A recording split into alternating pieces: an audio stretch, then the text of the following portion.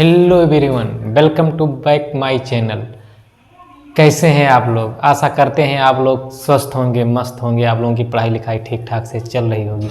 जैसा कि आप लोगों को पिछले वीडियो में मैंने बताया था हीमोफीलिया के बारे में, आज आप लोगों के लिए लेकर आए हैं वर्णांधता यानी कलर ब्लाइंडनेस।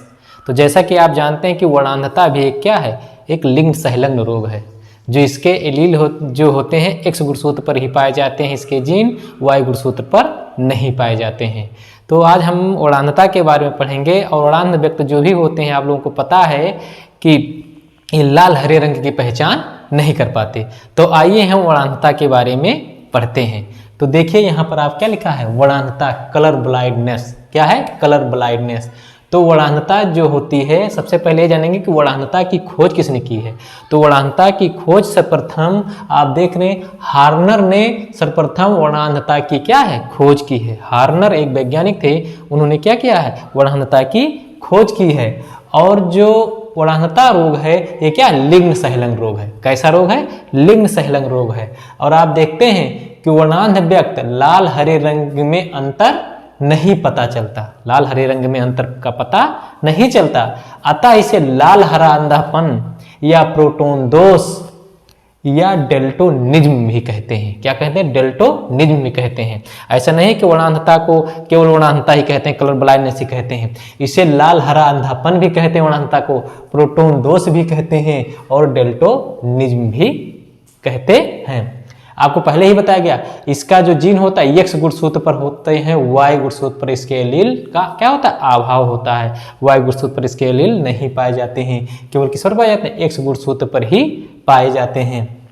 आप देख रहे हैं रंगों के विभेदन में शंकुओं की भूमिका होती है। कोण, जैसे आप जानते हैं शंकु और शलाका यानी कोन एंड राड्स, ये कहाँ पाए जाते हैं, हमारी आंखों में, रेटिना में पाए जाते हैं। कहाँ पाए जाते हैं? रेटिना में पाए जाते हैं। लेकिन जो शंकु होते हैं, कोन्स होते हैं, ये रंगों के विभेदन में क्या होती है, भूमिका निभाते हैं। ये रंगों को क्या करते हैं, अलग अलग पहचानने का कार्य करते हैं। इसलिए क्या होता है, विभेदन में क्या होते हैं, भूमिका निभाते हैं। शंकु कोशिकाएं तीन प्रकार की होती हैं, जो हमारी आंखों में, रेटिना में क्या होती हैं, तीन प्रकार की कोन्स पाए जाते हैं। इनमें क्या होता है, तीन प्रकार की कोशिकाएं होती हैं। शंकु में, शंकु जो पाए जाते हैं उनमें क्या होती है, तीन प्रकार की कोशिकाएं होती हैं। हर एक प्रकार की कोशिका की प्रकाश तरंग दैर्घ्य के लिए संवेदनशीलता अलग अलग होती है। ऐसा नहीं है कि एक ही कोशिका अगर है तो सभी को पहचान करेगी, नहीं, उसकी जो तरंग दैर्घ्य होगी, उसकी जो तरंग दैर्घ्य की जो संवेदनशीलता होगी, अलग अलग रंगों को पहचानेगी। तीनों प्रकार की जो कोशिकाएं पाई जाती हैं अलग अलग रंगों को पहचानने में काम आती हैं। तो इसमें देखिए रेटिना की कोशिकाओं में जब, क्योंकि रेटिना में पाए जाते हैं, रेटिना की कोशिकाओं में जब कलर सेंसिटिविटी पिगमेंट यानी रंगों के लिए संवेदनशील वर्णक की कमी हो जाती है तो वर्णांधता उत्पन्न होती है। कौन सी पिगमेंट की कमी हो जाती है? कलर सेंसिटिविटी पिगमेंट यानी रंगों के संवेदनशील जो वर्णक होते हैं उसमें रेटिना में क्या होते हैं, कमी आ जाती है। तो हमें कौन सा रोग उत्पन्न होता है? वर्णांधता रोग उत्पन्न होता है। शंकु कोशिका में तीन प्रकार के वर्णक होते हैं। शंकु कोशिका में कितने प्रकार के वर्णक होते हैं? तीन प्रकार के वर्णक होते हैं। एक क्लोरोलेब है, एक साइनोलेब है, एक एरिथ्रोलेब है। कौन कौन से हैं? क्लोरोलेब, साइनोलेब और एरिथ्रोलेब, ये तीन प्रकार के कोशिका हैं। जो क्लोरोलेब होता है ये हरे रंग के लिए संवेदनशील होता है, ये साइनोलेब जो होता है नीले रंग के लिए होता है, और एरिथ्रोलेब जो होता है वो लाल रंग के लिए होता है। इस प्रकार क्लोरोलेब हरे, साइनोलेब नीले और एरिथ्रोलेब लाल के लिए होता है। अब आप देखेंगे वर्णांधता की प्रकार क्या होते हैं। वर्णांध कितने प्रकार का होता है? एक है, पहला प्रकार है प्रोटोनोपिया। क्या है? प्रोटोनोपिया, जो लाल रंग की वर्णांधता होती है। अगर आपको प्रोटोनोपिया हो गया तो समझ लीजिए आप लाल रंग की पहचान नहीं कर पाएंगे। ये क्या है? ये लाल प्रकाश के लिए कम संवेदनशील है या कम संवेदनशीलता पाई जाती है। किसके लिए? जो एक रोग है प्रोटोनोपिया, ये लाल रंग की वर्णांधता है, लाल रंग के लिए कम संवेदनशीलता पाई जाती है। दूसरा है ड्यूटेरोनोपिया, ये हरे रंग की वर्णांधता है। कैसे रंग की वर्णांधता है? हरे रंग की वर्णांधता है। ये हरे प्रकाश के लिए कम संवेदनशील है। इसके लिए है हरे रंग के लिए। एक ट्राइकोनोपिया है, जो नीले रंग की वर्णांधता है, ये नीले प्रकाश के लिए कम संवेदनशील होता है, क्योंकि नीले रंग की जो ट्राइपोसोम में वर्णांधता होती है बहुत कम व्यक्ति में नहीं पाई जाती है। अब आप देखेंगे कि जो वर्णांध व्यक्त होते हैं इसकी भी क्या होती है, वंशागत होती है। ये किसमें किसमें इसकी वंशागत देखेंगे, इसकी केसेस के बारे में जानेंगे कि इसके केस कौन कौन से होते हैं। तो पहले आप देखेंगे कि जैसे आप देखते हैं यहाँ पर बता दे रहे हैं,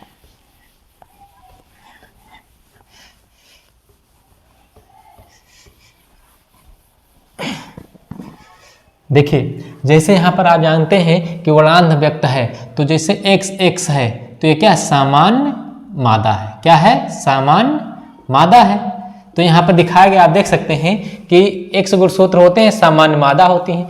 यदि इसके X गुणसूत्र पर एक कलर ब्लाइंडनेस के जीन है, एक ही गुणसूत्र पाए गए और एक पर नहीं पाए गए, तो ये वाहक मादा होगी। लेकिन वाहक होगी, इनका जीन दूसरे व्यक्ति में क्या होगा, ट्रांसफर होगा, लेकिन ये स्वयं के लिए अपने लिए क्या होगी, सामान्य होगी, रोगी नहीं होगी।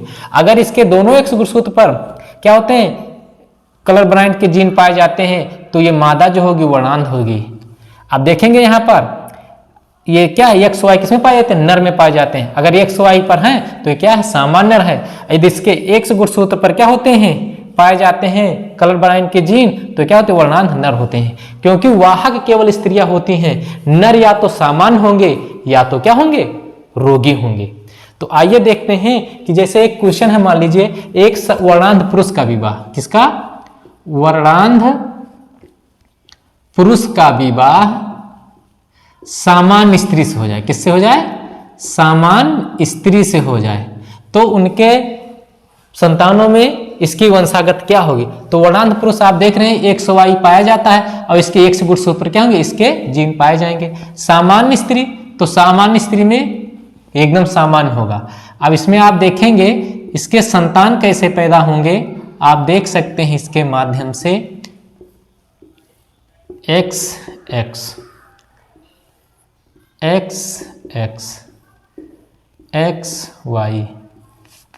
XY। ये क्या है, ये दोनों क्या है, पुत्र हैं। ये दोनों क्या हैं, पुत्रियां हैं। क्या हैं, पुत्रियां हैं। तो जितनी भी पुत्रियां हुई सब क्या हुई, वाहक हुई। पुत्रियां क्या हुई, वाहक हुई। किसके, क्योंकि इसके एक ही गुणसूत्र पर क्या है, कलर ब्लाइंड के जीन है। और जो भी पुत्र हुए सभी क्या हुए, सामान्य हुए। क्या हुए, सामान्य हुए।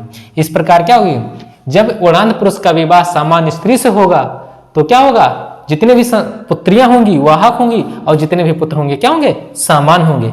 अब मान लीजिए एक केस और है, वाहक मादा वाहक स्त्री या वाहक पुरुष का विवाह, सामान्य पुरुष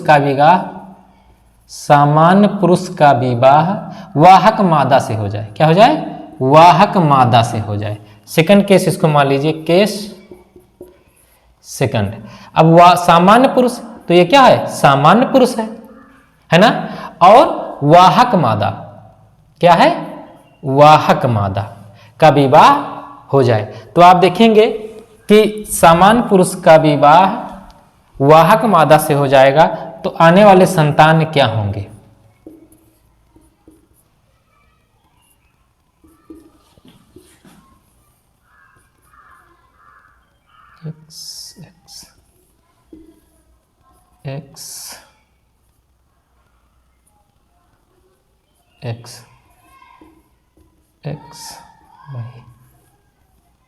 XY। अब इसमें आप देख रहे हैं कि अब यहां पर आप देख रहे हैं जब फ्यूज हुआ तो ये क्या हुई, पुत्री तो हुई, पुत्री हुई, क्या हुई, वाहक हुई, यह हुई सामान्य हुई। क्या हुई, सामान्य हुई। ये क्या हुई, मतलब वर्णांध पुरुष हुआ, क्या हुआ, वर्णांध नर, और ये क्या हुआ, सामान्य नर हुआ। क्या हुआ, सामान्य नर हुआ। आप देख रहे हैं इस तरीके से। तो इसमें क्या हुआ, जो भी होंगे 25% क्या होंगी, वाहक होंगी, 25% क्या होंगी, सामान्य होंगी, ये भी 25% वर्णांध होंगे और 25% क्या होंगे, सामान्य नर होंगे। इस तरीके से कहा जाए कि वर्णांध नर का विवाह वाहक स्त्री से, वर्णांध पुरुष का विवाह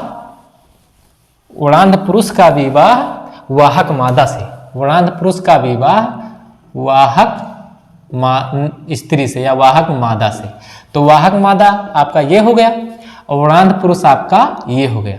तो इनके संतानों की जो वंशागत होगी आप देख रहे हैं,